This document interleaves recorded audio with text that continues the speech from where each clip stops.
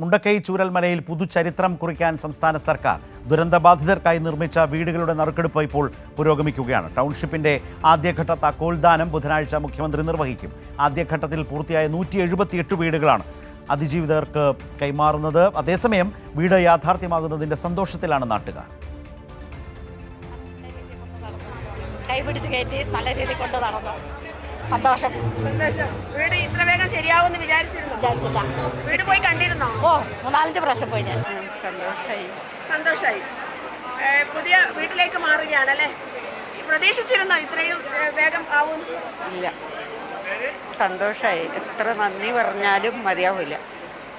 നമ്മൾ എന്തായാലും സർക്കാർ നമുക്ക് എല്ലാ ആനുകൂല്യങ്ങളും ചെയ്തു തന്നു. അതുകൊണ്ട് 9,000 റുപ്യ നമുക്ക് ഇതെല്ലാം കൂപ്പണും എല്ലാം തന്നത് ഞങ്ങളെപ്പോലെ ഉള്ളവർക്ക് അത് വലിയൊരു ആശ്വാസമാണ്, സന്തോഷമാണ്, സമാധാനവുമാണ്. സന്തോഷം തന്നെയാണുള്ളത്. ഭയങ്കര സന്തോഷത്തിലാണ്. സർക്കാരിനോട് എന്താ പറയാനുള്ളത്? നന്ദി മാത്രം, ഒരുപാട് നന്ദിയുണ്ട്. പെട്ടെന്ന് ഞങ്ങൾക്ക് 25-ാം തീയതി ഇപ്പോൾ താക്കോൽദാനമാണെന്നൊക്കെ പറയണ കേട്ടോ. അതിയായ സന്തോഷം തന്നെയാണുള്ളത്. പിന്നെ ഞങ്ങളുടെ ദൈവമാണ് സർക്കാർ, നല്ല സർക്കാരാണ്, ഞങ്ങളുടെ ദൈവമാണ്. എല്ലാം ഞങ്ങൾക്ക് തന്നെ താക്കോലും കൂടി കിട്ടിയ സമാധാനമായി. ഞങ്ങൾക്ക് ജീവിതത്തിൽ ഞങ്ങളെ നല്ലോണം പിന്നെ ഹെൽപ്പ് ചെയ്തിട്ടുണ്ട് സർക്കാർ. നല്ല സർക്കാരാണ്, ദൈവത്തിനെ പോലെ കാണുന്നതാണ്. വലിയൊരു ദുരന്തത്തെ അതിജീവിച്ച മനുഷ്യരാണവർ. ആ മനുഷ്യർ ഇപ്പോൾ വലിയ സമാധാനത്തിൻ്റെയും ആ മുഖത്ത് ചിരി പടരുന്നതുമൊക്കെ നമ്മൾ കാണുകയാണ്. സർക്കാർ ഇത്ര വേഗത്തിൽ ആ വീടുകൾ തയ്യാറാക്കി കൊടുക്കുമെന്ന് അവർ പോലും പ്രതീക്ഷിച്ചില്ല. പക്ഷേ അത്ര മികവോടെ വേഗത്തിൽ ആ വീടുകൾ തയ്യാറാക്കുന്നു. പലതവണ ആ വീടുകൾ പോയി കണ്ടതിനെക്കുറിച്ചൊക്കെ അവർ പറയുന്നു. നന്ദിയോടെ ഈ പ്രവർത്തനത്തെ സ്മരിക്കുന്നു. ഒരുപാട് സഹായം ചെയ്തതിനെക്കുറിച്ച് പറയാൻ അവർ വലിയ താല്പര്യം കാണിക്കുന്നു എന്നതൊക്കെയാണ് ഇന്ന് ആ നറുക്കെടുപ്പ് കേന്ദ്രത്തിൽ നിന്ന് ജോഷില അവരുമായി സംസാരിച്ചതിൽ നിന്ന് നമ്മളൊക്കെ കണ്ടത്. ജോഷില തന്നെ അവിടെ നിന്ന് ചേരുകയാണ്. ജോഷില, ഇന്നത്തെ ഈ നറുക്കെടുപ്പ് രാവിലെ ആരംഭിച്ചു. ഒരുപാട് ആളുകൾക്ക് വളരെ സുതാര്യമായ രീതിയിൽ നറുക്കെടുപ്പിലൂടെ തന്നെ അവരവരുടെ വീടുകൾ തിരഞ്ഞെടുക്കാൻ കഴിയുന്ന ഒരു സാഹചര്യമൊക്കെയായിരുന്നു. ഒപ്പം അവരെല്ലാം സംസാരിച്ചത് ഈ കാലയളവിൽ കടന്നുപോയ അവരുടെ ഏറ്റവും സംഘർഷഭരിതമായ ഒരു കാലത്ത് ജീവിതത്തിൽ അവരെ ചേർത്ത് പിടിച്ചതിനെക്കുറിച്ച്, അവർക്ക് നല്ല വീട് പൂർത്തിയാക്കുന്നതിനെക്കുറിച്ചൊക്കെയാണോ എല്ലാവരും സംസാരിച്ചപ്പോൾ പങ്കുവെച്ചത് അവരുടെ ഒരു അനുഭവം?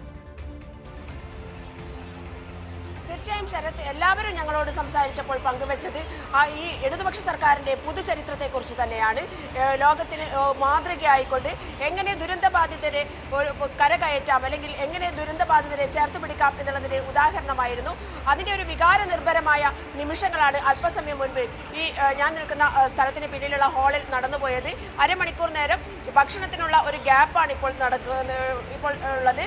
എന്തായാലും വലിയ സന്തോഷത്തിലും അതേസമയം നഷ്ടപ്പെട്ടതിൻ്റെ ആദികളിലൊക്കെ തന്നെയാണ് ഈ മനുഷ്യരുള്ളത്. എന്നാൽ പോലും അവർക്കൊരു കൂര ആക്കി കൊടുക്കും, അല്ലെങ്കിൽ അവർക്കൊരു ഇടം നൽകും എന്നുള്ള ഇടതുപക്ഷ സർക്കാരിൻ്റെ പ്രഖ്യാപനം, ആ വാക്കുകൾ പാലിക്കപ്പെട്ടിരിക്കുന്നു. നമ്മുടെ കൂടെ 2 അതിഥികളുണ്ട്. ഒന്ന് മനോജേട്ടനാണ്. മനോജേട്ടൻ ഈ ഫേസ് 1 എല്ലാം നഷ്ടപ്പെട്ട ദുരന്തബാധിതനായ ഒരാളാണ്. അവർ ഞങ്ങളോട് സംസാരിക്കും. മനോജേട്ടാ, എന്ത് പറയുന്നു? ഇന്നത്തെ ഒരു നറുക്കെടുപ്പ് നടന്നുകൊണ്ടിരിക്കുകയാണ്. അതായത് നിങ്ങളുടെ ഒരു സ്വപ്ന സാക്ഷാത്കാരത്തിന് കഴിഞ്ഞ 1.5 വർഷത്തിനിടയിലെ സ്വപ്ന സാക്ഷാത്കാരത്തിന് കടക്കുകയാണ്. എന്താണ് ഞങ്ങൾ കഴിഞ്ഞ 1.5 വർഷമായിട്ട് ഈ ഒരു സ്വപ്നഭവനത്തിൻ്റെ താക്കോൽദാനത്തിന് വേണ്ടിയിട്ട് ആ ഒരു വലിയ പ്രതീക്ഷയിൽ കാത്തിരിക്കുകയാണ്. അത് ഇന്ന് ഇവിടെ നറുക്കെടുപ്പാണ്. നറുക്കെടുപ്പ് കഴിഞ്ഞ് കഴിഞ്ഞാൽ 25-ാം തീയതി മുഖ്യമന്ത്രി ഉദ്ഘാടനം ചെയ്യുകയാണ്. അതോടുകൂടി ഞങ്ങളുടെ ആ പഴയ കൂട്ടായ്മ, അപ്പോൾ നമ്മളൊക്കെ വയനാട് ജില്ലേൻ്റെ പല ഭാഗങ്ങളും ഒറ്റപ്പെട്ട് കഴിയുക, ആ ഒരു പ്രയാസം മാത്രമേ ഞങ്ങൾക്ക് നിലവിലുള്ളൂ. ഒറ്റപ്പെട്ട് കഴിയുന്നൊരു പ്രയാസം മാത്രമേ ഉള്ളൂ. മറ്റ് എല്ലാ രീതിയിലും സർക്കാർ പല രീതിയിലും നമ്മളെ ഹെൽപ്പ് ചെയ്യുന്നുണ്ട്. സാമ്പത്തികമായിട്ടൊക്കെ ഹെൽപ്പ് ചെയ്യുന്നുണ്ട്. നിരവധി 18,000 രൂപ വെച്ച് സ്ഥിരമായി ഇന്ന് വരെ കിട്ടുന്നുണ്ട്. വാടക കിട്ടുന്നുണ്ട്. ഒരു കിടപ്പ് രോഗി ഉണ്ടെങ്കിൽ വീണ്ടും ഒരു 9,000 രൂപ ഒരു കുടുംബത്തിന് കിട്ടുന്നുണ്ട്. 1000 രൂപേൻ്റെ കൂപ്പൺ കിട്ടുന്നുണ്ട്. മറ്റ് എല്ലാവിധ സപ്പോർട്ടുകളും സർക്കാരിൻ്റെ ഭാഗത്തുനിന്നുണ്ട്. ഈ മൈക്രോ പ്ലാൻ എന്ന പദ്ധതി വെച്ചുകൊണ്ട് തൊഴിൽപരമായിട്ടുള്ള സപ്പോർട്ട് സർക്കാർ 2 ലക്ഷം രൂപ തിരിച്ചടവില്ലാതെ അത് കിട്ടുന്നുണ്ട്. അങ്ങനെ നിരവധി സപ്പോർട്ട് കിട്ടുന്നുണ്ട്. ഞങ്ങൾക്ക് ഇപ്പോൾ ഈ പഴയ ആ മുണ്ടക്കൈ ചൂരൽമല എന്ന ഗ്രാമങ്ങളിലാണ് ഞങ്ങൾ കഴിഞ്ഞിരുന്നത്. അപ്പോൾ ആ ഗ്രാമങ്ങൾ തിരിച്ചു വരുന്നൊരു ഫീലിംഗാണ് ഇന്ന് ഇവിടെ വന്നപ്പോൾ എനിക്ക് തോന്നിയിട്ടുള്ളത്. കാരണം ഞങ്ങൾ ഉരുൾ പൊട്ടിയതിന് ശേഷം പല ആളുകളെയും നമുക്ക് നേരിട്ട് കാണാൻ കഴിഞ്ഞിട്ടില്ല. അപ്പോൾ അത് എല്ലാവരും ഒരുമിച്ചുള്ള ആ ഒരു സന്തോഷം, ഈ സന്തോഷം ഞങ്ങൾക്ക് ടൗൺഷിപ്പിലേക്ക് പറിച്ചു നടന്നൊരു ഫീലിംഗാണ്. ഇല്ല, ആ വീടുകൾ അത് ഞങ്ങൾ ഇടയ്ക്കിടയ്ക്ക് പോയി കാണുന്നതാണ്. ആഴ്ചതോറും പോയി കാണുന്നുണ്ട്. വലിയ രീതിയിൽ സന്തോഷമുണ്ട്. വീടിൻ്റെ കാര്യം പിന്നെ പറയണം, നിരവധി തവണ പറഞ്ഞാണ് മുഖ്യമന്ത്രി പറഞ്ഞ പോലെ ലോകോത്തര മാതൃകയിലുള്ള ഒരു ടൗൺഷിപ്പ് തന്നെയാണ്. ഒറ്റ വാക്കിൽ പറയുകയാണെങ്കിൽ സമാനതകളില്ലാത്ത ദുരന്തത്തിനെ നേരിട്ട ഞങ്ങൾ സമാനതകളില്ലാത്ത ഒരു പുനരധിവാസമാണ് ഞങ്ങൾക്ക് സർക്കാർ തരുന്നത്. വലിയ രീതിയിൽ സന്തോഷമാണ് ശരത്. അവർക്കൊക്കെ തന്നെ അന്നു മുതൽ ഇന്ന് വരെ ഇവരോടൊപ്പം തന്നെ നിന്ന ഡിവൈഎഫ്ഐയുടെ അന്നത്തെ സെക്രട്ടറി, അത് ദുരന്ത മേഖലകൾ ഉണ്ടായിരുന്ന ഡിവൈഎഫ്ഐയുടെ ജില്ലാ സെക്രട്ടറി കെ റഫീഖ്, ഇപ്പോഴത്തെ CPM ജില്ലാ സെക്രട്ടറി കെ റഫീഖ് നമ്മുടെ കൂടെയുണ്ട്. അന്ന് ദുരന്ത മേഖലകൾ എനിക്ക് ഓർമ്മയുണ്ട്, ഞാൻ കാണുമ്പോൾ ഒരു യൂണിഫോമിലായിരുന്നു ദുരന്ത ബാധിതരുടെ കൂടെ അവരെ സഹായിക്കാനായി. ഇപ്പോൾ അവരെ വീടുകളിലേക്ക് പുനരധിവസിപ്പിക്കുകയാണ്. അപ്പോഴുണ്ടാകുന്ന ഒരു മാനസികമായ അവസ്ഥ എന്താണ്? തീർച്ചയായിട്ടും വളരെ സന്തോഷം തോന്നുന്നൊരു ഘട്ടത്തിലാണ് നമ്മളെല്ലാവരും ഉള്ളത്. ദുരന്തബാധിതരായ ആളുകൾ വളരെ സന്തോഷത്തോടു കൂടി ഇവിടെ ഒത്തുചേരുന്നു. എല്ലാവരും സുതാര്യമായി നടക്കുന്ന ഈ പ്രവർത്തനത്തെ അവർ വളരെ നെഞ്ചേറ്റ നിലയാണ് കാണുന്നത്. സംസ്ഥാന സർക്കാർ ദുരന്തമുണ്ടായ ആ നിമിഷം മുതൽ ഇപ്പോൾ ഇതാ വീടുകൾ കൊടുക്കുന്നവരെയുള്ള എല്ലാ പ്രവർത്തനങ്ങളിലും ദുരന്തബാധിതരെ ചേർത്ത് നിർത്തുകയാണ് ഉണ്ടായത്. അതിനോടുള്ള ഒരു ആത്മവിശ്വാസം, ജീവിതം മുന്നോട്ട് നയിക്കാൻ ദുരന്തബാധിതർക്കൊരു ആത്മവിശ്വാസം നൽകാൻ ഈ സർക്കാരിന് കഴിഞ്ഞു എന്നുള്ളതാണ് ഏറ്റവും പ്രധാനം. ആ നിലയിലേക്ക് സർക്കാർ ഇടപെട്ടു. സമാനതകളില്ലാത്ത നിലയിൽ മറ്റേതെങ്കിലും ഒരു സംസ്ഥാനത്തോ യഥാർത്ഥത്തിൽ മറ്റേതെങ്കിലും മുന്നണിയുമോ കേരളത്തിൽ ഭരണത്തിലുണ്ടായിരുന്നെങ്കിൽ ഈ നിലയിലാവില്ല എന്ന് ദുരന്തബാധിതർ തന്നെ കൃത്യമായി പറയുന്നു. അവർ ഈ ഗവൺമെൻറ്, ഇടതുപക്ഷ ജനാധിപത്യ മുന്നണിയുടെ നേതൃത്വത്തിലുള്ള ഗവൺമെൻറ് നടപ്പിലാക്കിയ ഈ ടൗൺഷിപ്പിനെ നെഞ്ചോട് ചേർത്തിരിക്കുന്നു. എല്ലാ പ്രവർത്തനവും അവർ സംതൃപ്തരാണ്. ഇവിടെ ഓരോരുത്തർ ഇപ്പോൾ ഇന്നത്തെ തന്നെ നറുക്കെടുപ്പ് നടക്കുന്നത് അങ്ങേയറ്റം സുതാര്യമായിട്ടാണ്. ദുരന്തബാധിതർക്കെല്ലാം ഒരു പരാതിയോ ഒരു ആക്ഷേപമോ ഇല്ലാതെ സുതാര്യമായി അവർ തന്നെ അവരുടെ വീട് തിരഞ്ഞെടുക്കുന്നു എന്ന നിലയിലേക്ക് അങ്ങേയറ്റം സുതാര്യമായി നടത്തുന്നു. ഇവിടെ പരാമർശിച്ച പോലെ എല്ലാവർക്കും ഒന്നിച്ച് ജീവിക്കണമെന്ന ആവശ്യം ദുരന്തബാധിതരുമായി ആദ്യഘട്ടത്തിൽ തന്നെ ഗവൺമെൻറ് ചർച്ച നടത്തിയപ്പോൾ അവർ പറഞ്ഞൊരാവശ്യമാണ്, ഞങ്ങൾക്ക് വിവിധ പ്രദേശങ്ങളിൽ വീട് പോരാ, പകരം ഒന്നിച്ച് വേണമെന്ന ആവശ്യമാണ് അവർ ഉന്നയിച്ചത്. ആ ആവശ്യമാണ് ഇപ്പോൾ നിറവേറ്റിയിരിക്കുന്നത്.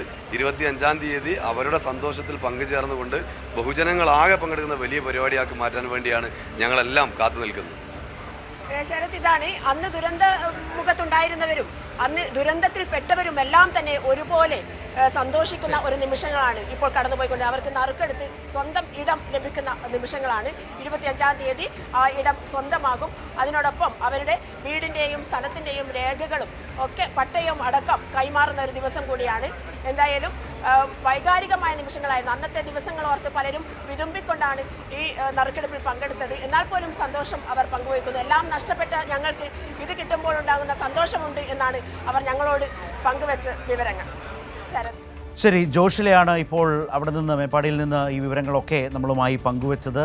അപ്പോൾ CPM-ൻ്റെ ജില്ലാ സെക്രട്ടറി റഫീഖും അതിനു മുമ്പ് ദുരന്തബാധിതനായി ഇപ്പോൾ ടൗൺഷിപ്പിൽ വീട് ലഭിക്കാൻ പോകുന്ന മനോജുമൊക്കെ സംസാരിച്ചു.